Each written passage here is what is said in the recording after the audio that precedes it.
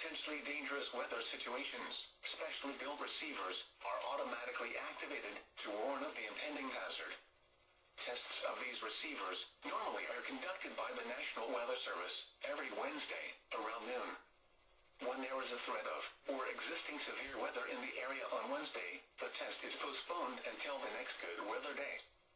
The warning alarm transmitted over this and other NOAA radio stations in southern Wisconsin will normally be activated for watches and warnings that affect the following Wisconsin counties: Richland, Vernon, Adams, Juneau, Marquette, Waushara, Winnebago, Calumet, Manitowoc, Sauk, Columbia, Green Lake, Fond du Lac, Sheboygan, Dodge, Washington, Ozaukee, Iowa, Dane, Jefferson, Waukesha, Milwaukee, Lafayette, Greene, Rock, Walworth, Racine, and Kenosha.